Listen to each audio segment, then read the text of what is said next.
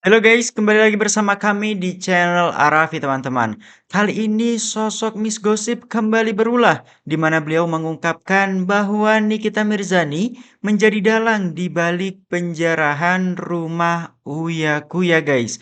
Hal ini diungkapkan dalam video TikTok terbaru Miss Gossip yang tentu saja menuai beragam tanggapan dari para warganet teman-teman. Mari kita simak videonya. Informasi terupdate hari ini, wadidaw.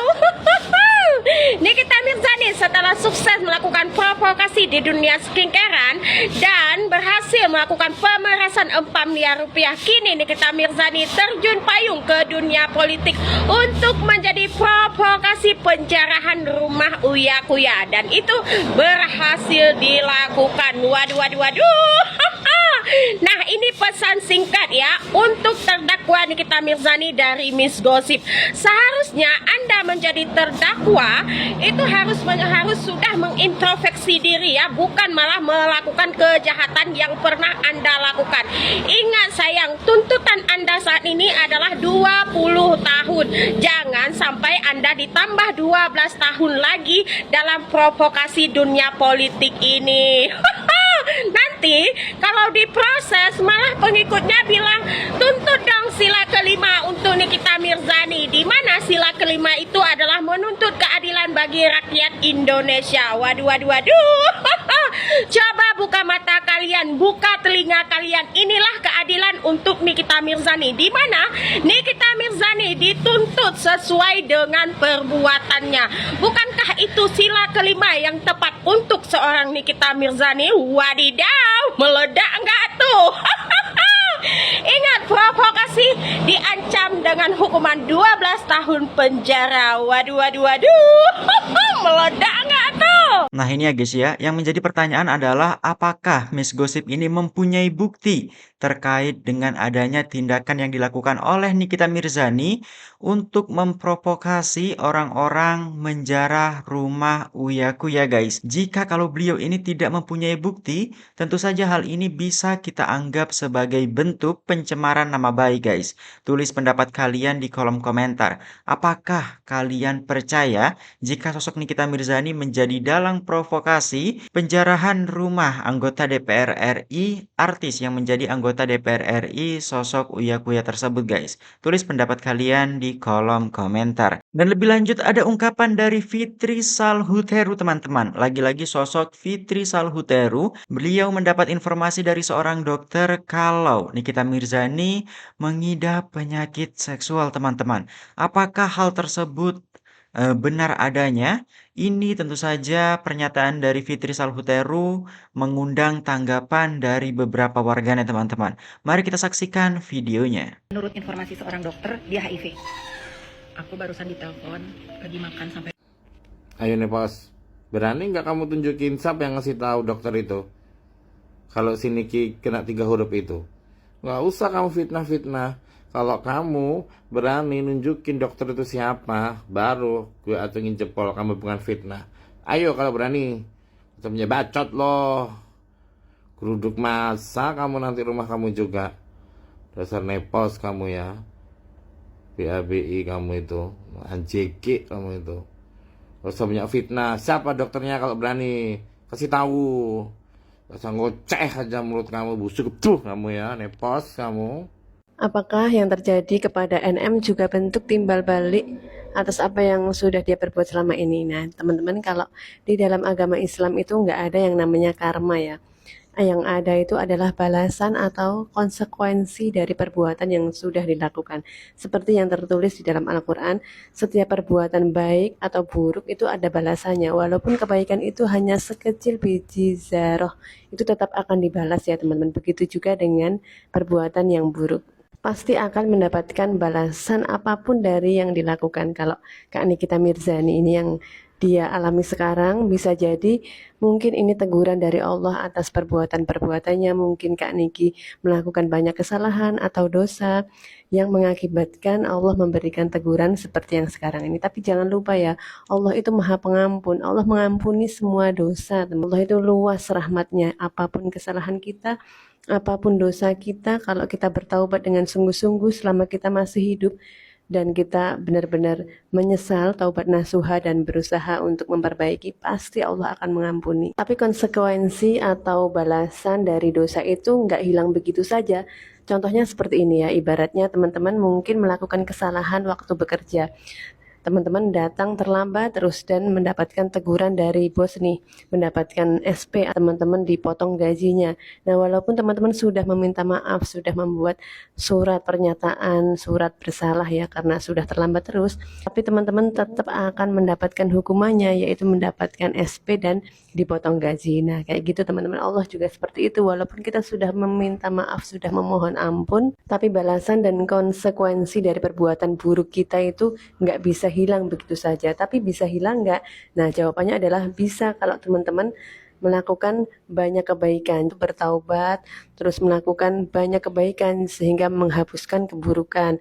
Ujian itu sebenarnya sebagai tanda Allah itu masih sayang kita, berarti Allah masih menghendaki kebaikan untuk kita, menegur kita agar kita kembali kepadanya. Kalau kita lihat dari sisi yang positif, setiap ujian itu baik teman-teman, pasti ada hikmah baik yang bisa diambil. Setiap orang itu menghadapi ujiannya masing-masing, nggak ada yang enggak ya. Kak Nikita juga, saya, teman-teman semua pasti sedang menghadapi ujian masing-masing.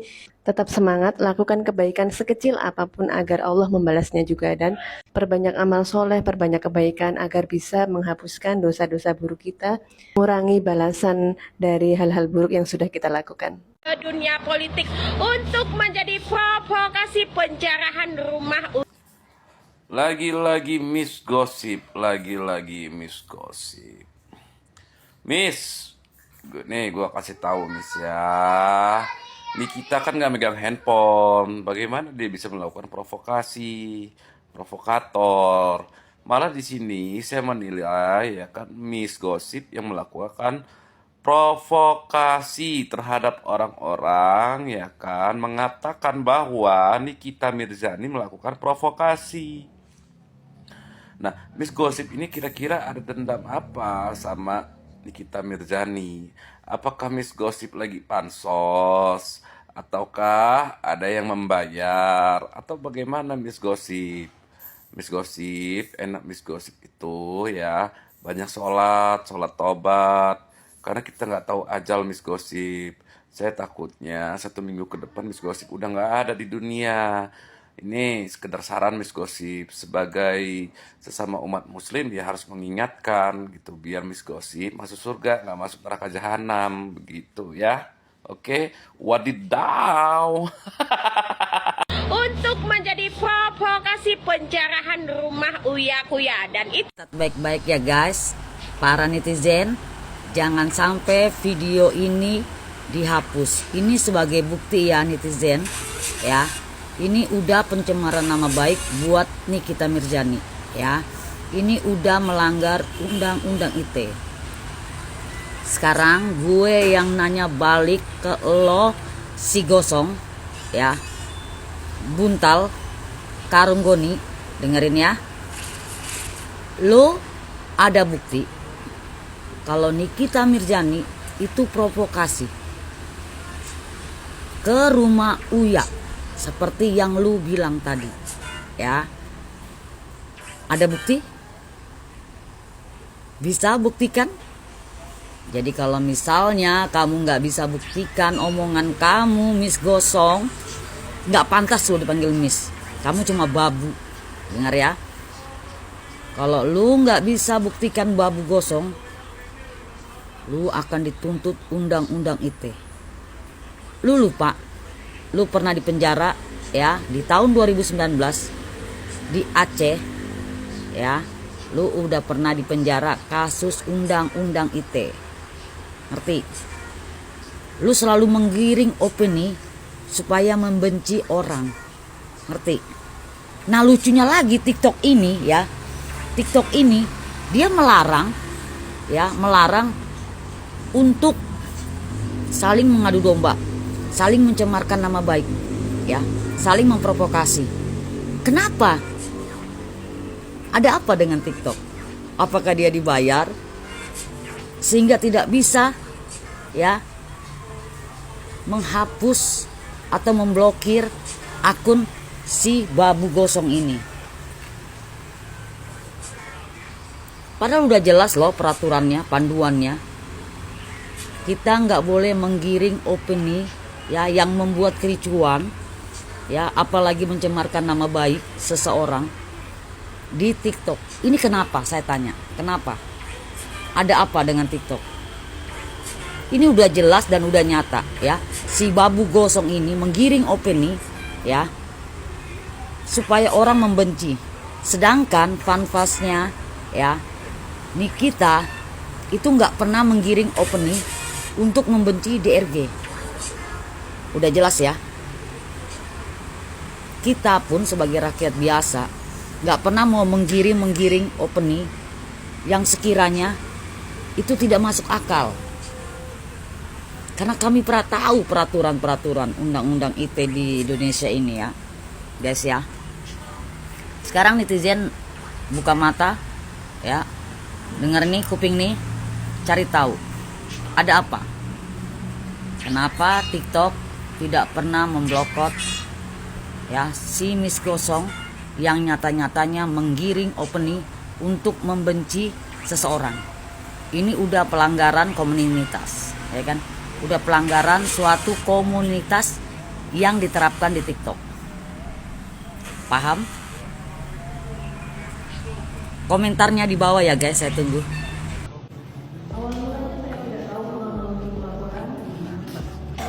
Ternyata Dr. Reza Gladys itu nelpon ke Melvina tengah malam bahwa sudah melaporkan Nikita Mirzani. Lihat ini. Si Melvina itu kan kayak seolah-olah itu di situ membongkar semuanya gitu kan. Panik nih. Nih liatin apalagi yang si botak nih. Ini yang megang mic ini juga panik dia. Ini Melvina ini tadi lupa di briefing apa gimana sih? Ya, semuanya dibongkar sama Melvina. Dan sebab Melvina jadi saksi, Nikita Mirzani juga bisa tangguhkan sementara dari ditahan selama 7 bulan. Jadi Bu ya, Bu Jaksa dan Pak Jaksa ini nanti takutnya kalian keseret karena udah membela yang tidak benar gitu.